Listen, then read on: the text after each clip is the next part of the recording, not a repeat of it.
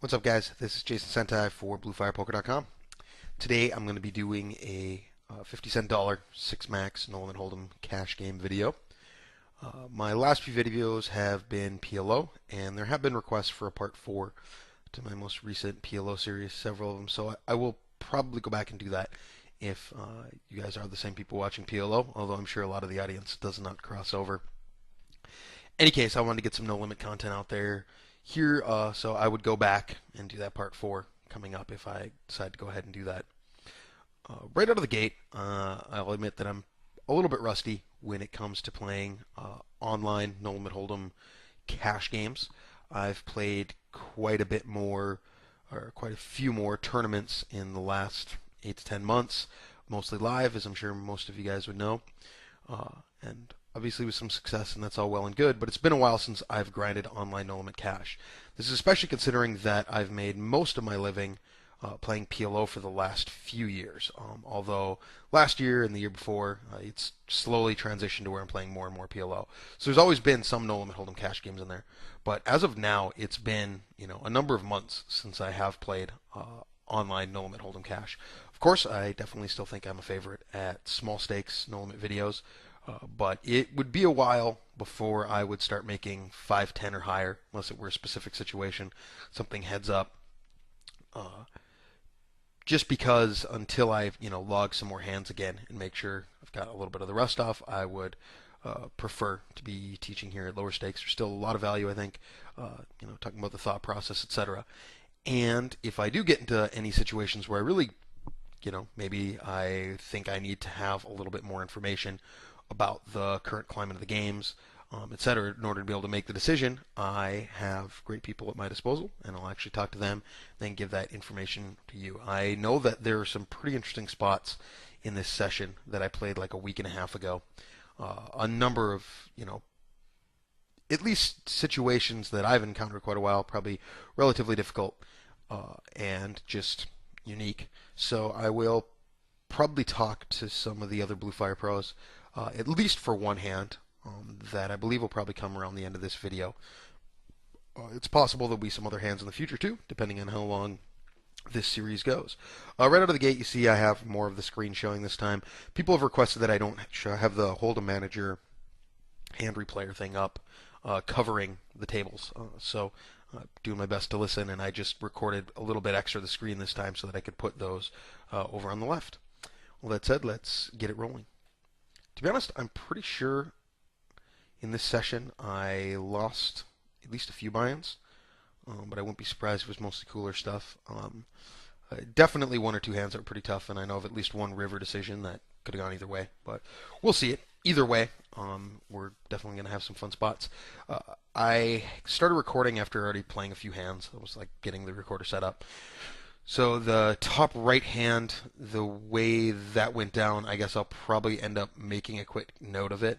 But I'm pretty sure what ended up happening was this guy either just flatted.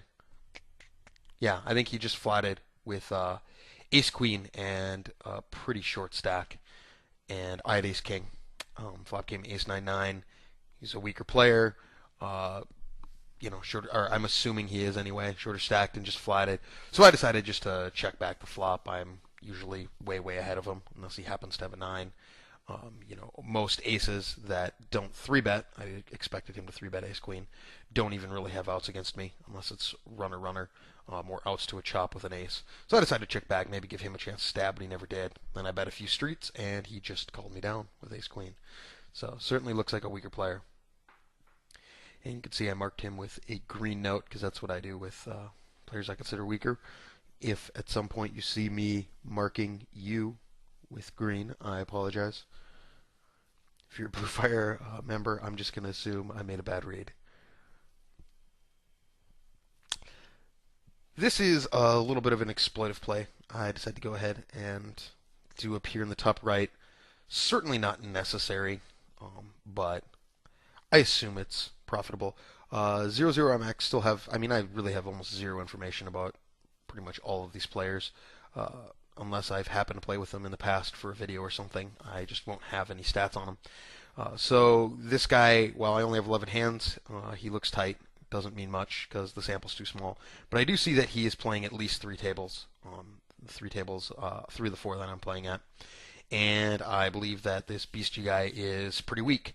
So when he limps the button and 00 or OOMX kind of ISOs, I think that from the small blind, his range is going to be tighter and stronger than any position where he'd be in position. So if like this guy limped the cutoff and he raised the button, something like that. Even I think it'll be tighter than if he were in the big blind and this guy had limped the button, simply because in the big blind he is last to act, etc. He doesn't have to worry about other things. But all that said, I still think people are going to be doing this relatively wide if they're reasonable players and regulars. So I just decided to go ahead and 3-bet here. Get him to fold a fair amount of hands that I think people play against weak players like this, but will just fold to a 3-bet. Hands like Queen 10 suited. People do this even with like pocket sixes, pocket fives. Now it's possible he could just end up going with some of those hands or calling and we'll have to play a pot. But I think a lot of times in this kind of spot, people will just end up giving up with a fair amount of their hands. Especially he very well could be doing this with just as weak as like 5-7 suited or something. Of course, he'll also be doing this with his big hands. But I think it's going to be a profitable 3-bet, but certainly not mandatory. Just probably slightly plus EV, and certainly is going to increase your variance a little bit, but also make you tougher to play against.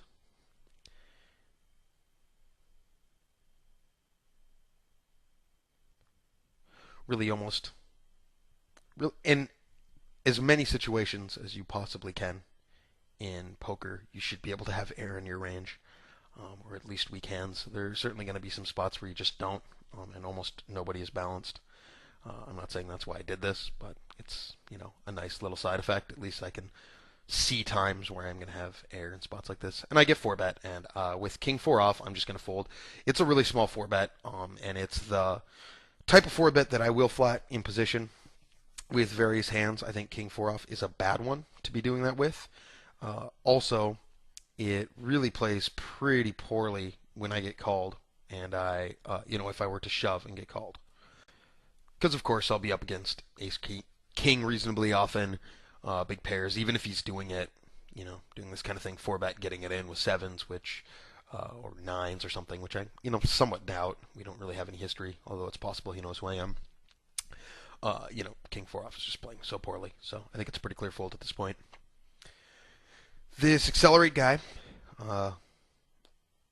looks like he could be a reg. It's kind of tough to tell early on. I guess I'm not seeing him at a bunch of tables, but he is 3-betting a fair amount. His stats look pretty crazy, but it's only over 17 hands.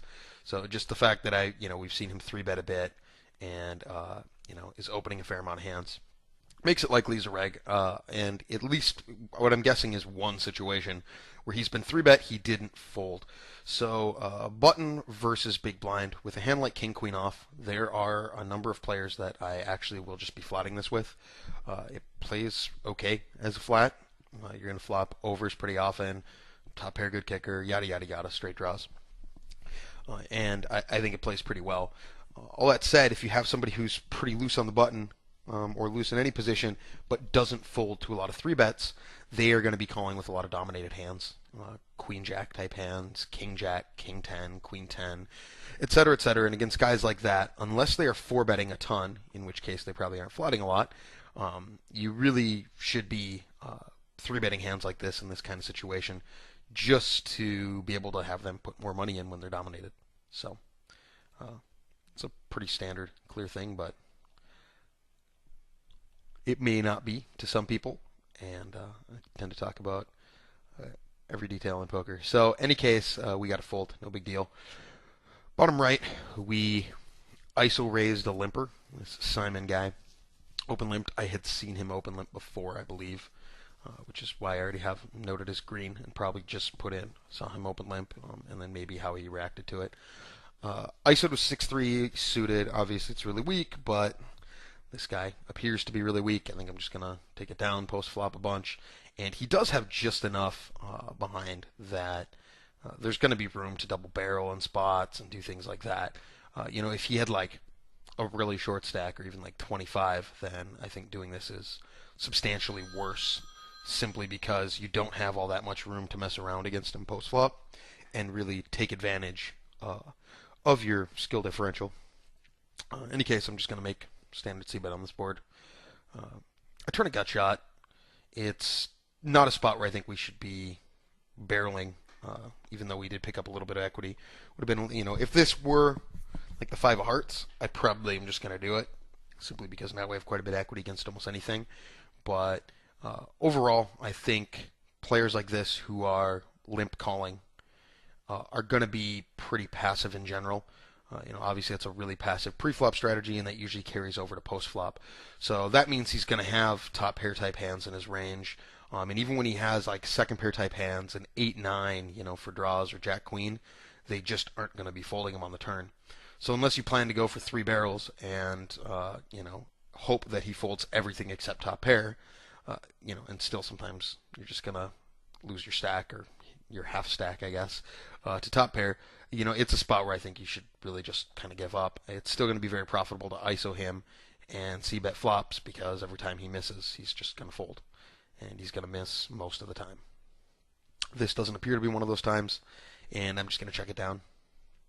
The queen doesn't change much. Now he, of course, might fold a 10 or something, when maybe he wouldn't have before, but he's still not going to be folding a king for sure. And Jack Queen now has a pair, so that's no good. He actually had Ace King, which is pretty crazy. That with, I don't know what he had pre-flop, 60 big blinds or something, he's limp calling Ace King. Pretty good sign for us. Looks like the games are alive and well. The bottom left, you'll see that there'll be some chat going on quite a bit. One of these players accelerate, even more reason to believe he's a reg, a decent player.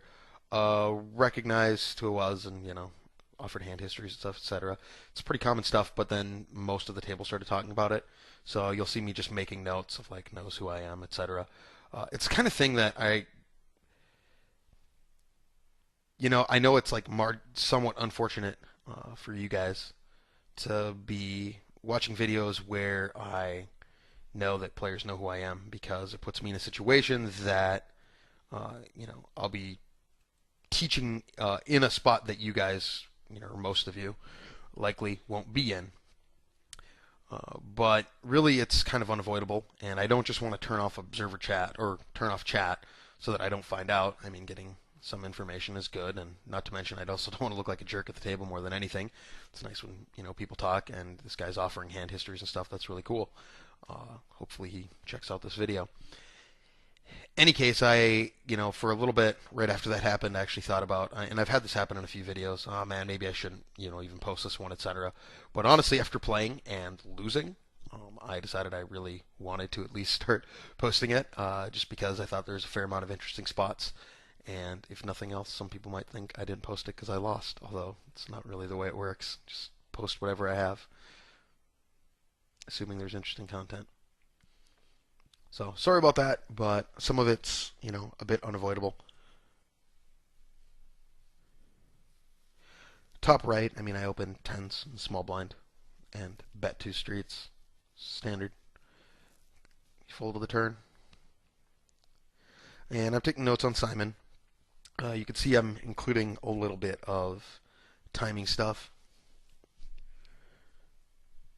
and extrapolating from what we saw, specifically on the river, that he's not going to be value betting thin. I check back the turn, and he still really quickly checked the river with top pair, top kicker. I think we can safely assume, though, anyway, somebody who limp calls ace king isn't going to be value betting thinly. It's part of the mentality, the whole ace king's a drawing hand, etc. And of course, while that's right, ace king also dominates a ton of hands that will play against you. But that's not the way he's thinking. And as a result, we can assume that he's not going to be value betting much besides, really nutty hands, things that are almost always good, which is nice for us.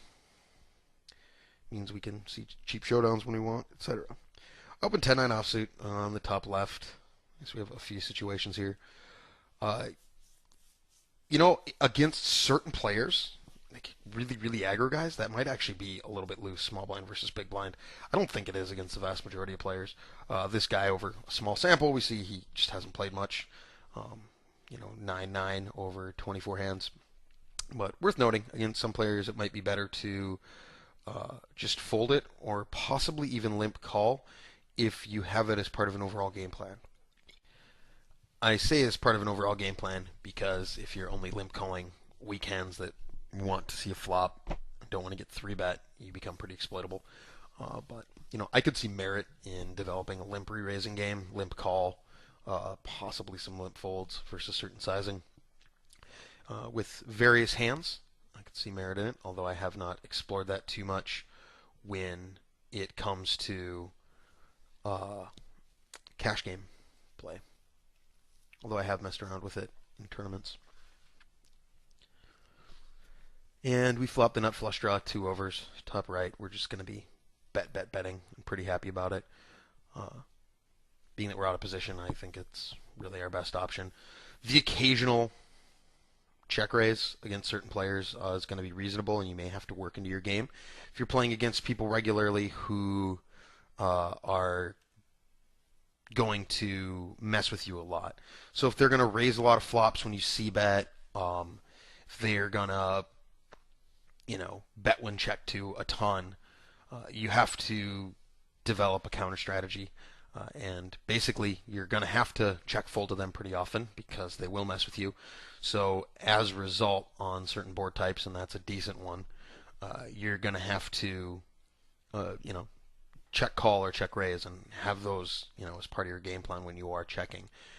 So in spots like that, where I'm up against somebody like that with 2 overs and a flush draw, especially if they are more on the aggro side and less on the passive side, a better way of saying it is, maybe there are some players who will mess with you quite a bit, but a lot of the way they do it is they float a bunch, they call check raises, do things like that. Against guys like that, there's a little bit less value because against somebody who's more likely to just raise C bets all the time, possibly 3-bet you if you check raise, that hand plays really well because you can check raise and they can 3-bet you small and you can chip on them, and it's absolutely wonderful. It still can be valuable against guys who are more likely to call you down light, etc. But there's even more value in those types of situations.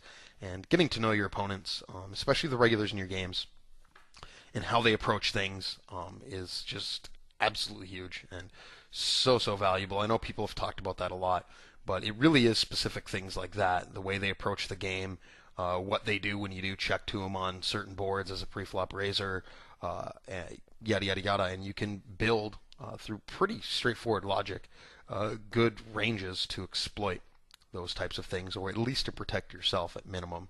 So be paying attention. Bottom left, I 3-bet. 8-7 suited, small blind versus big blind. Calling's fine. 3-betting's fine. Folding's bad. Whenever. I decided to 3-bet this time. I'm not doing it all the time. Probably more often than not. Fortunately, we didn't flop very well. We flopped a gutter, which isn't a very good gutter, but that's generally fine in no limit hold'em. We don't have any sort of backdoor stuff at all. There's already 2 overs. We don't have a backdoor flush draw. There really is no reason to check back here, I don't think. I think you just have to bet and fold if you get raised, and we are going to get raised, a decent percentage of the time on this board. This board is pretty coordinated, but it really is just kind of the best play we have right here, and we got raised.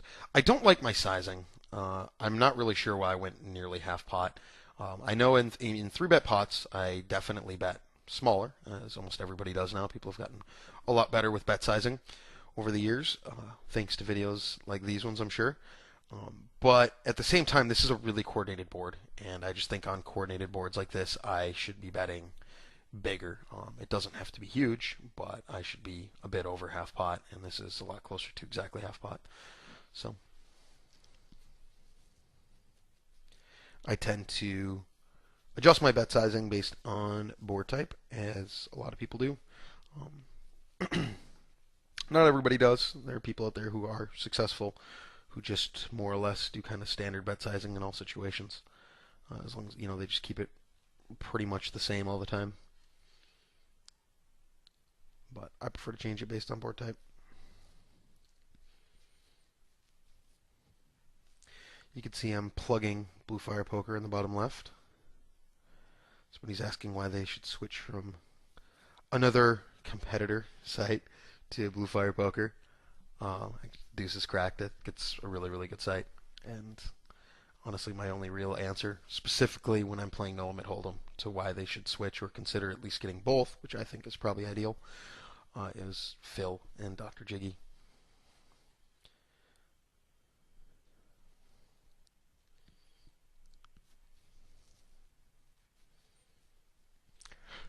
Top left, flatted sevens. Flop was bad for us. Um, Gave up.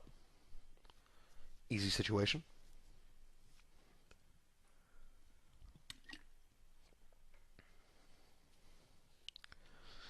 Bottom right, we have another situation here where we've got an open limper who we believe is pretty weak, and then somebody who has at least regular type stats, reg-ish stats, although I don't think he's on any other tables with us, but there are a million 50-cent dollar tables, so that doesn't tell us much. I'm pretty sure, at least at the time I was playing this, there was way more than anybody could ever play. Um, Any case, when he ISO raises, I think this is another reasonable spot to 3-bet. It is even more beneficial that we are in position and have an ace blocker. This is definitely a better spot than the one up top. I think his range is just going to be substantially wider in the cutoff than it would be from the small blind, even though these are two different people. I'll say the average reg. Also, we've seen this guy play a little bit loose and aggressive. So I think this is a pretty clear spot that is good to 3-bet. Sometimes you don't want to go too bananas with it. Excuse me. Unless, of course, you're playing in a game or against a villain who seems to just be consistently giving up versus this type of play. Um, you know, Players who maybe are pretty good multi-tabling regs, but not necessarily great poker players. So people who 24 table or 12 table, whatever it may be, and aren't always paying attention. Sometimes you can find guys who are really exploitable in ways like this. Like they will just continuously ISO the weak player and not adjust when you 3-ball them all the time. And of course, against some players, you might actually even get them to tilt, in which case you will hopefully be playing better than them or get them to try and adjust when they're out of position with deep stacks versus you. And you can generally take advantage of it if you've thought about it and how to anticipate their reaction. All that said, I think a lot of that's stylistic. It is less my style to just absolutely hammer on somebody, until they adjust in a way so that I can exploit it. I'm a little bit more likely to try and slowly exploit people and not necessarily make it obvious. But it depends on what your style is. To be perfectly honest, the way I'm talking about it is a little less fun than the other way, which of course I have messed around with. So top left, I'm in the big blind with 3-6 of clubs, and it just limped me. This Cobb 81 open limped. Flop the open-ended straight flush draw along with the flush. It's all well and good and wonderful. I just decided to go for a check raise. I certainly considered leading, but I think checking is quite a bit better. I think when people open limp and they don't get raised and it gets checked to them, they often treat it as kind of like a c-betting situation, basically as if they actually have the initiative and have a stronger range. So I think we're going to get a c-bet from most of his air on this type of board. And I think just going ahead and check raising as opposed to doing something like check calling and hoping to get barrels is substantially better in this spot. All we know about this guy is really that he limped and is betting, coordinated board. I think there's just far, far more value. We don't have any reason to believe he's going to be double barreling super wide, etc. Also, when he does have a hand like ace-x with a club, any sort of big club, maybe even just something as weak as like 7-8 with one club for a gutter and a club, that there's a very good shot he's just not going to fold. So we may as well just try and put as much money in as we can. So it's a pretty clear check raise, and I'm pretty sure he just folds. So all that doesn't even matter. But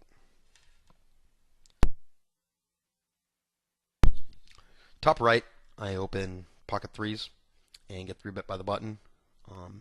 Stats so far make him look to be a bit of a regular. I think that folding is clearly the best play until you have more information. It really is a spot that is very, very difficult to play post flop. With a hand like pocket threes, you're pretty much, if you just call, you're pretty much set mining. Um, and, or like, I guess, hoping to hit a super nutty flop for you, like 2, 4, 5, and just get it in with your potential set outs. And, although sometimes you still have the best hand, and straight outs. So, any case, I certainly don't have the history to be four betting and getting that in. Doing that at any point is pretty light, but part of a decent game plan versus some people. And I don't think calling's any good, so I folded. 3-bet pot kings in the bottom left. Hearing from a good chunk of the table that once again that they know who I am, etc. So I'm really hoping to get action with kings and pick it up the exact next hand. Um, Gonna encounter different types of people who react in different ways when they know who you are. I guess I was gonna go into a little bit of a discussion about that, but there really isn't any point. It isn't all that beneficial to most of you guys, and if it comes up to where it's necessary for me to talk about because of a play, then I'll do that. But until then, I may as well ignore it for now. We have three hands going on. Bottom left, I just check back on the ace-6-6. It's pretty standard with pocket kings. There is some merit to betting against some people, etc. But this is definitely the standard and lower variance route. Same line with lower variance. I even check back the turn. I actually think he's probably checking to me with most of his weak ace hands that he may or may not be playing from the big blind. The small ace-x suited, etc. And I believe he checks to me again on the river, and now I finally decide to value bet. Of course, he could now have a jack, but I think a jack almost always bets the river, simply because I look like I'm going for a showdown line with either a weak ace, pocket kings, king, queen, etc. And I think he'd want to get value.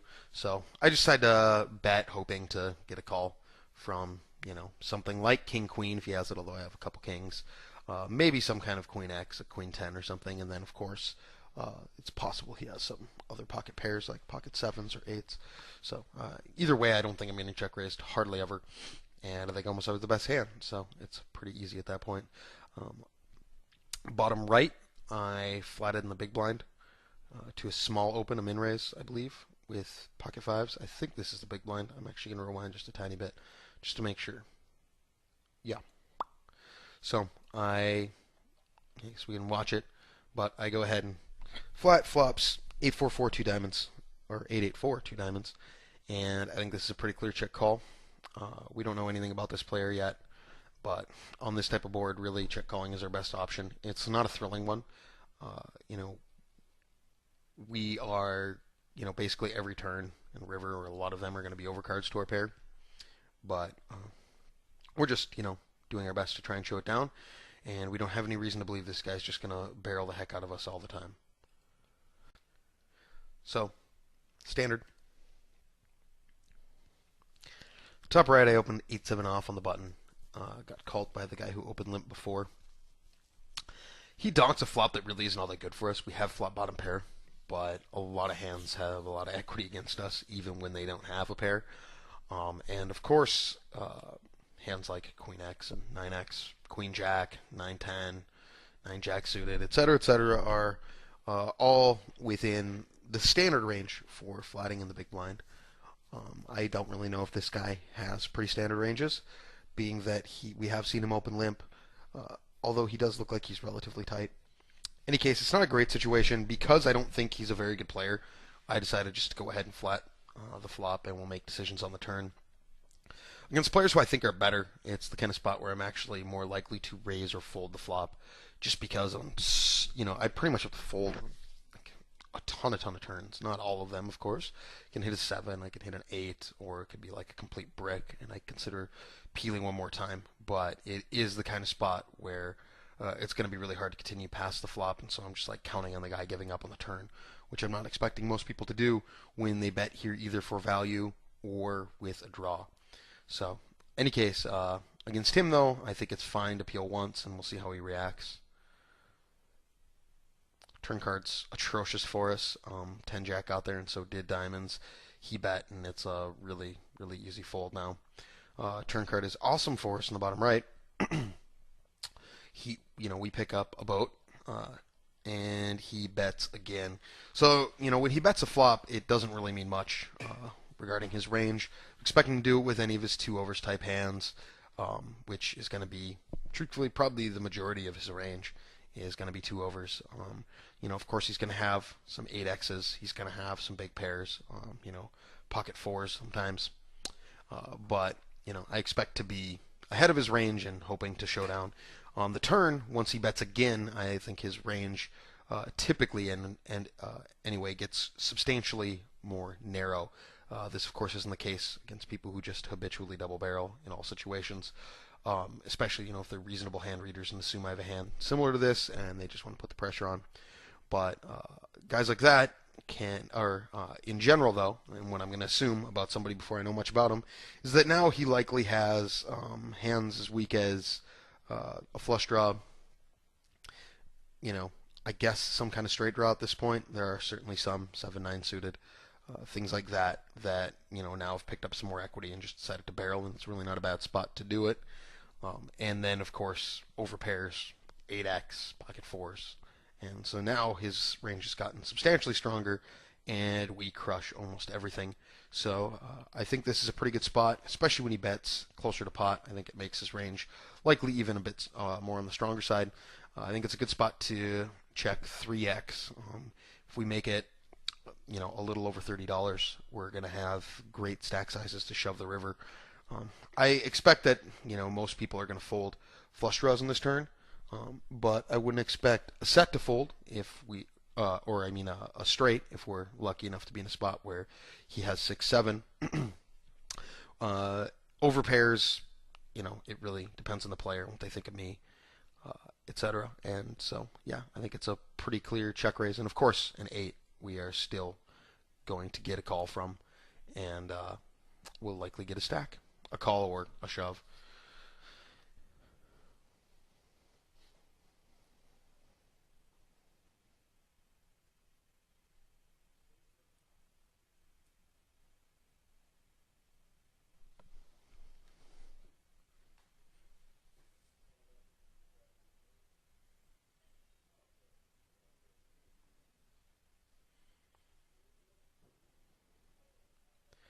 So we check raise, and he calls pretty quickly, which is encouraging for us. Most of the time, when somebody calls really quickly, and I've talked about this a gajillion times, I'm not going to too much, it makes it more likely that it's a draw. In this spot, I think that's pretty unlikely because I don't think people are continuing that often with draws here. So I think it makes it substantially more likely he has an overpair. And, basically it's one of these hands that he doesn't really feel like there's much of a decision to. If he had an 8 or a boat or something, of course he'd consider shoving. If he had a draw, he'd at minimum consider folding. So in this spot, I think it makes it pretty clear that it's an overpair. Of course, he could just be somebody who acts fast all the time, but I would err on the side of thinking he's going to have a hand like 9s through aces a ton here. So wait a little bit for balance sake and ship the monies in. And he snaps us off with 2 kings, which is nice. Nice to hit that turn. I'm sure he's pretty mad about it.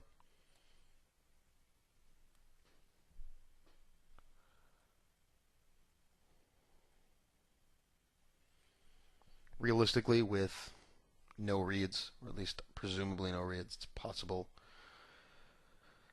he knows something about me, I guess, but probably unlikely, being that he seems like a recreational player. With no reads, that looks pretty bad, if you ask me. So, calling the check raise in the turn may be reasonable if he has reason to believe that he's getting messed with quite a bit. But snap calling a turn check raise and snap calling a river jam are pretty bad.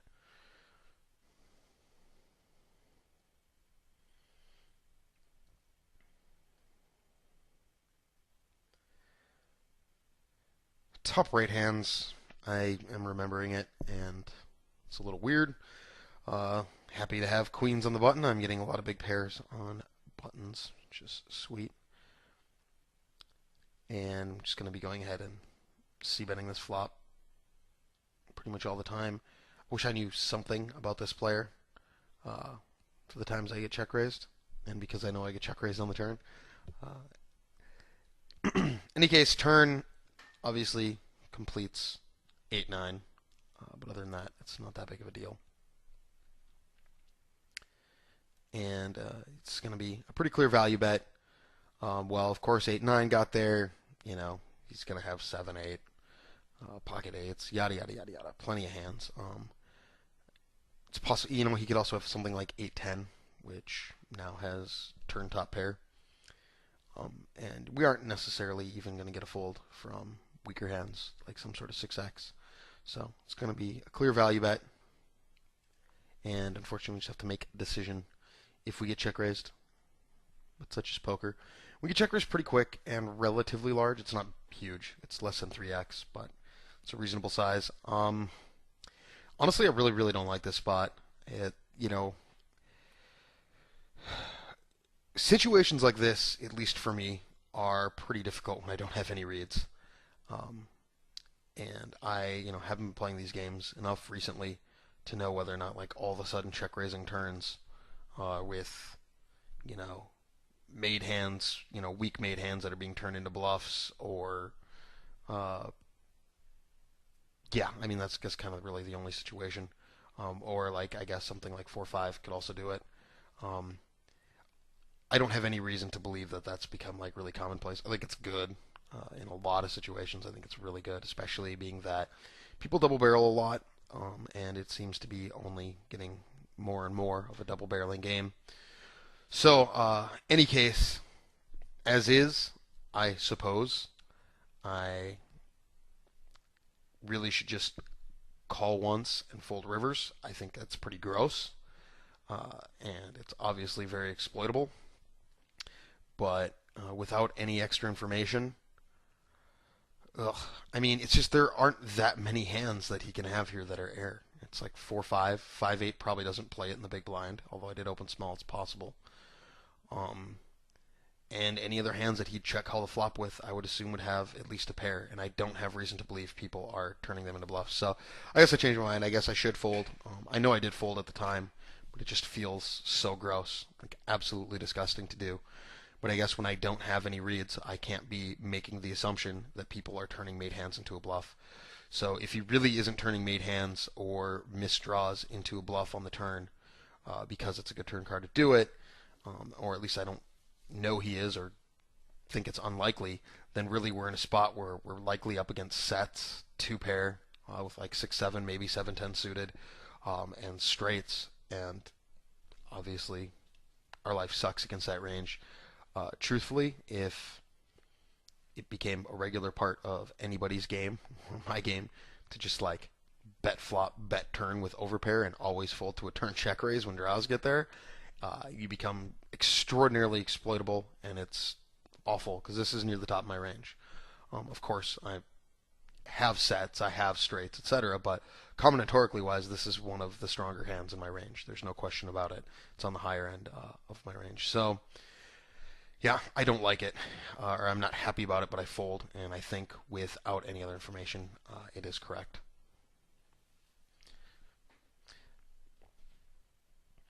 Poker is more fun, at least for me, when you get to know your opponents a little bit.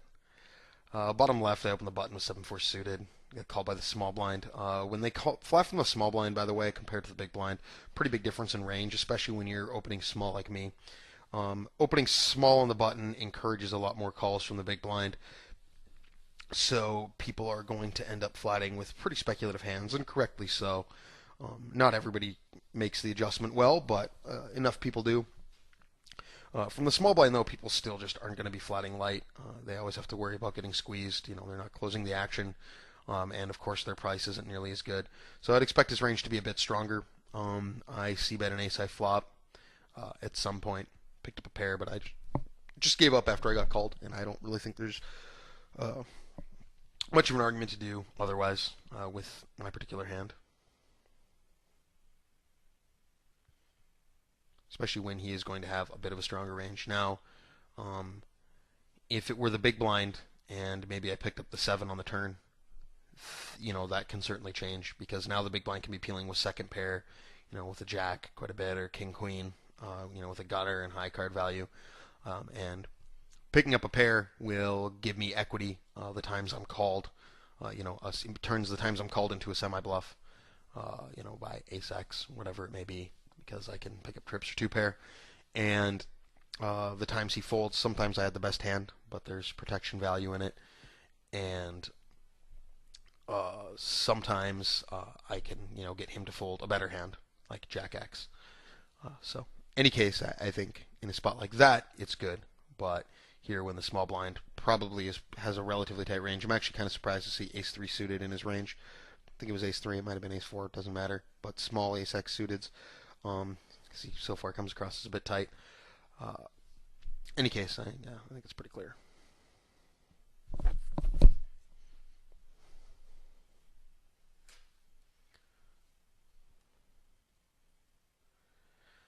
When ace 10 offsuit from middle position, I could see an argument that in various games this is actually too loose. But it has to be pretty specific games, and something like this, I think it's completely standard and fine. So far, Accelerate looks really aggro. Hopefully, I take a look at his stats. I just quickly folded. He appears to be 3-betting quite a bit. I know he knows who I am. It might make him a little more likely to try and mess around with me. And he also, I'm sure, knows he's in a video. It might have been an okay spot to 4-bet, but realistically, if he has that mentality, he also might start 5-bet chipping on me light. So, if I had looked and seen that he was 3-betting a lot from the blinds, I still prefer 4-betting or calling. Doesn't play great as a call, but it plays okay. Against a wide range, it'll be fine because I can float with ace high quite often, potentially 2 overs, and yada yada yada. I don't necessarily have to be afraid of facing 3 barrels all the time, even when I flop an ace. So against somebody who has a wide range, I think that's a fine way to play it. I'm pausing because we have a few other situations here. Bottom right, I open ace 4 suited under the gun. Completely standard for me. Especially in a game where I assume I'm a favorite by a fair amount, and I'm not that worried about most of the other players. That said, we do have the $10 stack who is aggro and loose, 2 to my left. It makes opening ace 4 suited bad, in my opinion. We are going to get shoved on pretty often. I actually don't really have a major problem calling it off versus just him. I'm not thrilled about it, but it's probably okay because this is the type of guy who's probably just going to shove king 10 suited. Of course he's going to shove the hands that crush me as well, but I think he'll shove enough weaker stuff that it's okay. All that said, I have a player to act behind me. I think this makes this a really, really clear fold and a bad open in the first place. So, any case, because that player behind me, if he's any good, he actually should be flatting strong hands pretty often here. Planning on having the guy on his left shove reasonably light, and then possibly getting me to put in too much money, ISO shoving, reshipping light, etc. So, and this is even more so the case with at least one weak player behind. While he is an aggro, encouraging action from the bad players when you have strong hands is a very good thing. So, any case, I folded, and I shouldn't have opened it to begin with. Queen Jack offsuit in the top left. This is a hand that I do flat 3-bets with against pretty aggro players who are 3-betting a fair amount. In position, I think it's pretty clear against those guys all the time. Against those types of players, we can usually pretty comfortably get it in when we flop, a decent draw or top pair, something like that, and we can continue pretty often. Of course, we're going to be dominated sometimes, etc., but against an aggro 3-bet, it's fine. As is, we're up against somebody who now we have 60 hands on, and we have seen him 3-bet 4% of the time. Pretty small. I may or may not hover over stats, take a look on the blinds. But as is, we're seeing a player that's so far, and we're starting to develop a bit of a sample, appears to be not only tight, but not 3-betting much. So I think against this particular player, this is actually a fold, and we're just going to be dominated a little bit too often. And I don't necessarily have reason to believe we're just going to run circles around the guy and outplay him a bunch post flop. He's probably a pretty solid, pretty reasonable player who's going to have a strong range that Queen Jack doesn't do well against. So I think it's a fold.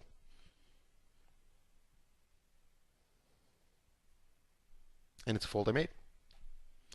I wasn't sure if I did. Kind of didn't think I would. Uh, Jimmy Berto, or at least wouldn't sometimes, because sometimes I'm stupid. Uh, Head flat him use sevens. Obviously, the way he played that is 100% standard and the only way to play it. But it's possible he could have stronger hands in there too. And I actually would just assume because of the player on his left, if he's being aware.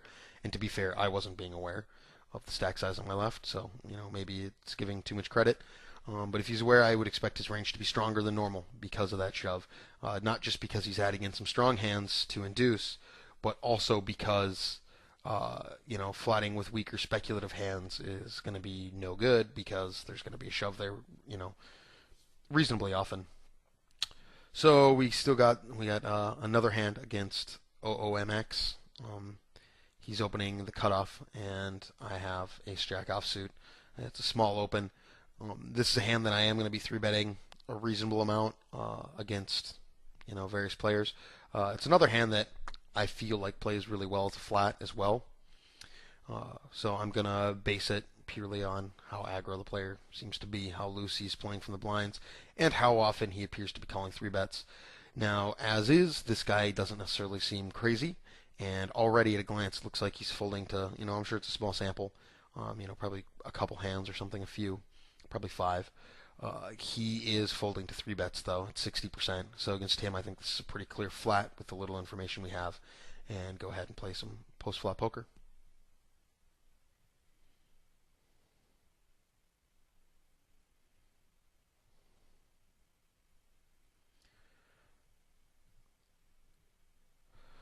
Flops 5-5 deuce. You can see right away. Granted, it's over a small sample, but and I paused that in the wrong spot. But what I started to look at is actually his street aggression. Basically, until I have reads on my players and actually know something about them, I just have to go off the little bit I have. And if he were the type of player that we believed was double barreling a ton and just really aggro on turns, flops and turns, he's the kind of player that I'm actually going to be a lot more likely to either check raise here or fold. Of course, sometimes I'll still check call just because, with two big overs, specifically, with an ace and a jack, but more the ace than anything, an over that he's probably barreling a lot with his air. It's a spot where I just really, really like check calling. We have the best hand a pretty good chunk of the time, and we have some implied odds. But against players who are just going to barrel some obscene amount, I will consider just check raising this or sometimes check folding, although I guess that's probably not happening that often. But I'm taking a look at it, and I think from what we see, we don't have reason to believe that's the case, and it just makes it a relatively clear check call. Worth noting, his bet size at 4 into a 5, so 4/5 pot, on a 5-5 deuce rainbow board is pretty big. I, don't really know what that's about. My guess is more than anything, he just kind of has a standard amount. He's probably playing a lot of tables, maybe using Table Ninja, which, by the way, you can see I'm starting to try out. That's why all my tables are highlighting red, and I'm betting weird amounts because I'm betting percentages of the pot from Table Ninja. Any case, he might just have his standard amount and just bets the same all the time. If it were a weaker player, let's not even go into it. It's just a bunch of silly speculation.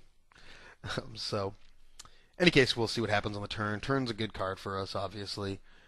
It's the kind of card that if he bet again, I would actually have to consider folding, just because he can value town us pretty well with any sort of smallish overpair. And with Ace X, he can actually bet a couple times trying to get us off a chop. So, or at least bet one more time. So I really think that that's a spot where against this particular player, I probably have to look at folding against somebody who I have reason to believe is hyper aggro. It's different. As is, he checks back. We have the best hand, I think, majority of the time. It is certainly possible he checked back something like pocket sixes, just because, of course, we could have 5x or deuce x. There are deuces in my range with like ace deuce suited, but there aren't a lot of them. Any case, I think it's more likely that he has air or ace x, king x, something like that. So, any case, on this river, I don't think we're getting value from anything because we just don't represent any bluffs. Even by the off chance, I flatted the big blind with 3-4 suited and check called, both of which seem very unlikely. I now would have hit a straight. So I just don't represent any air in this situation. So I think I may as well bet big. I don't think betting small is going to get a crying call with a king or something. So if I bet big, though, I actually should be able to get him off of a chop a decent amount of the time. The times he does have ace X, and I bet big here, I would be playing 5X if I check called with it the exact same way, and then of course any sort of overpair 6X, which now or sixes, which now is a boat, sevens, eights, nines. I might not even be three betting pocket tens in this spot. So any of those hands, threes and fours also even, are better. So any case, I would by betting big here, it puts him in a spot where he's calling for half the pot sometimes when he has ace X, and to lose a fair amount sometimes. So I think betting close to pot here is certainly the optimal play. A lot of the times when he folds, which is what happens, we had him beat anyway, and it doesn't matter. But we weren't getting a call from those hands, and sometimes we get him off a chop, and we pick up $6 or something like that. And an extra six big blinds is nothing to scoff at. Win rates aren't that big these days. It's about 11. I think anywhere from honestly like 10 to 16 is fine, or 10 to 18 is a little bit of merit over betting. I think though that going right at about pot is probably optimal in this type of spot. Bottom right, I just flatted with 7-8 suited. I think it's a pretty clear flat. I'm going to make a quick double check. I'm pretty sure this was a limp call situation. It was. Okay. So basically, while I am, of course, or have at least once with ace X and got a fold, and we'll be doing it sometimes with air, very strong hands. Three betting servo. I think with hands like this, like 8-7, well, it's 8-7 suited. Well, it's already a standard for me to just call, and most of the time I am just going to call and not be three betting a lot with it. I think in this spot it's super clear, and just I think doing anything other than calling here is really, really bad. This is a spot where we've got, we're likely going to have multi-way action, and by three betting we drive out what appears to be the weakest player at the table. So it's a small point, or one that I think most people will know anyway, but it's worth bringing up because I really think it's quite bad to do anything other than that, and I know people do, or some people get a little carried away with three betting hands like this. As is, we don't flop all that great. We flop second pair, and it checks to us. There's a little bit of merit in betting here, but for the most part, I think checking back is best. We've got our Simon buddy up there who we know is quite passive, and we won't. I think it's quite reasonable. I think he'll check call with any diamond, likely check call with any seven, maybe even any three, and then of course any ace, and then possibly like any pocket pairs he limped with. So that's a pretty wide range that we're not getting tons of value from as far as things go as a range. Servo I actually think is giving up most of the time. I think considering Simon is in this pot, and I don't have that many flushes and ace X's. I think he's just gonna c bet the vast majority of the time he has something for value and try and get as much value as he can from Simon. So I think for the most part he's kind of out of the picture, and I actually consider hero calling with this like checked down and then he bet the river. But Simon anyway I think is just going to be continuing too often, and I mean we are still going to win at showdown sometimes if this whole thing checks down. Turn there's like a little bit more merit in betting, just as kind of it would be a protection bet more than anything, which obviously we're not doing all that often in no limit hold'em, but it may be slightly worth it just to get somebody to fold a random diamond or even just like king queen, king jack, whatever it may be, that does have equity against us. But for the most part, I'm just a little bit more comfortable checking this down. And we'll probably also,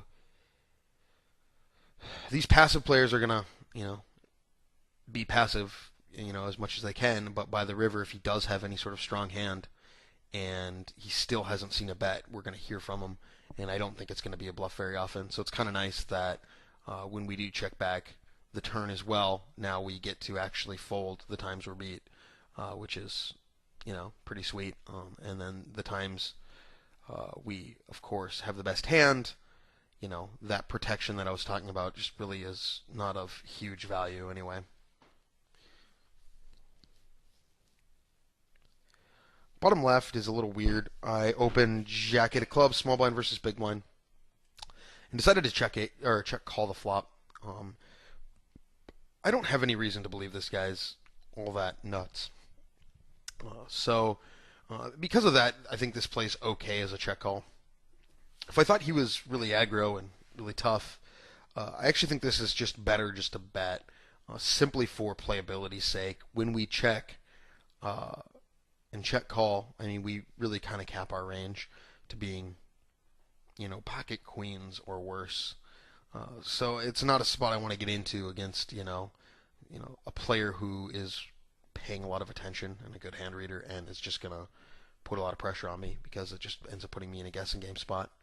As is, though, I don't have any reason to believe that's the case, and I think he will bet some air on the flop and then possibly just give up. I don't know for sure that's the case with this guy, and he does apparently know who I am, so it's possible he'll go a little out of his way to mess with me. But I think with the information I have, this should be a good default play, and reasonably often it's going to check through, and then I most of the time have the best hand and can just bet. Also, it is really nice to see turns in this spot, simply because not only do we have a pair which can do good things, but we do have a backdoor flush draw. So on 9 turn cards, we are feeling pretty good about our hand. Or I guess it would be 9 or 10. Sorry, 10 turn cards. Sorry, I always expect flush draws to be 9 outers, so that's where my head went. But this is a backdoor flush draw, so it's a 10 outer. And as is, once he bets twice quickly, I mean, I certainly think he can have some draws, flush draws. 6-7, I think, could be in his range for sure, because he just bet when check to with air. I think, it's possible he's doing that. And then, turns some equity and just decides to hammer, and I think that's fine. At the same time, he's going to be value touting us with any king, and even a lot of the flush draws have just great equity against us anyway, with 2 overs and spades. Bottom right, Simon did wake up and make a bet. Of course, it's possible he is just making some kind of bluff here because nobody seems interested in the pot. I know it shouldn't matter, but truthfully, it does usually with weaker players. I think it's possible that I think it's more likely he actually would do this if he had something like the King of Diamonds. People get, weaker players get attached to their hands. When you have like the King of Diamonds on a board like this, you feel happy about the draw. So when he actually finally misses, he'd be more likely to still have a desire to win the hand than if he, just had completely whiffed with like 9-10 offsuit or something. Weird side point. It doesn't really affect my decision here. I'm just pretty tangential, I guess. Any case, it's a clear fold for me. I just don't have enough.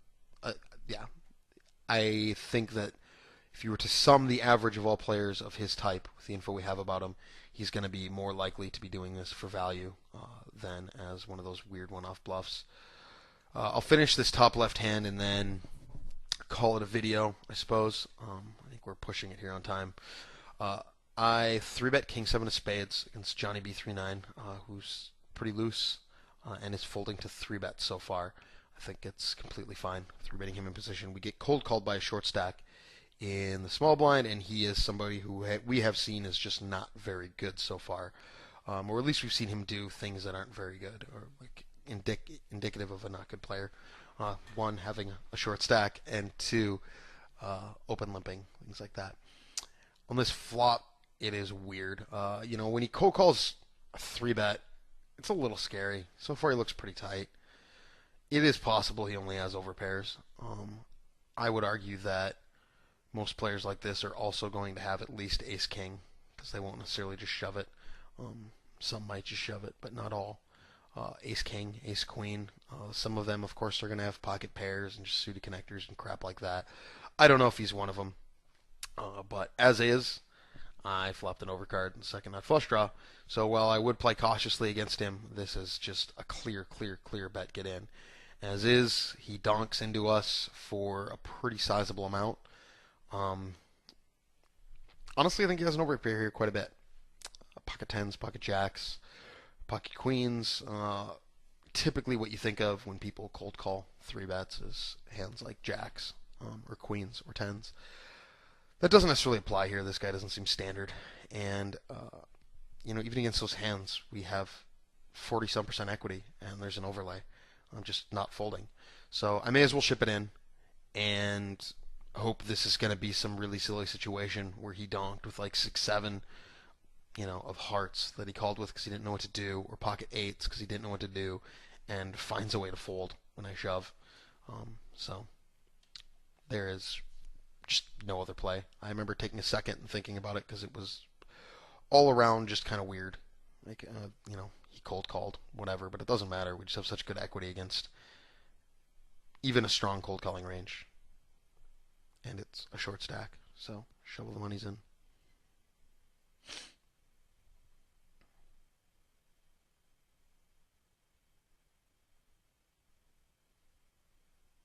I'm taking longer than I wish I did because I want me to just do this and move on. But it took me a little bit to think it through. There goes the pile, and it's pretty awesome that he is banking. The fact that he could even consider folding anything he did this with makes me really happy about our shove. And getting him to fold would obviously be awesome. He calls. He has pocket jacks, and we fail to suck out. But we're doing pretty well against that particular hand, and all's well and good. This is going to be the end of part one of this. I assume I will do some parts, future parts, assuming you guys want to see them. So leave me feedback and all that good stuff, guys. If we do go ahead and do a part 2 or part 3, there are definitely going to be a few hands that I'm going to at least try and talk to Dr. Jiggy about, maybe Phil, because I do remember a couple of them that are just a little bit weird. And since I'm admittedly maybe slightly rusty or a bit rusty in these games, I may as well go ahead and get some other opinions. Truthfully, that's how I play poker. I hit up my friends and the people I work with when I do have situations that I'm not sure of to get their opinions and improve as a player. So I may as well take that approach in videos when I have similar spots. Thanks a lot for watching, everybody. Leave me feedback as always. It's Jason Senti for BlueFirePoker.com.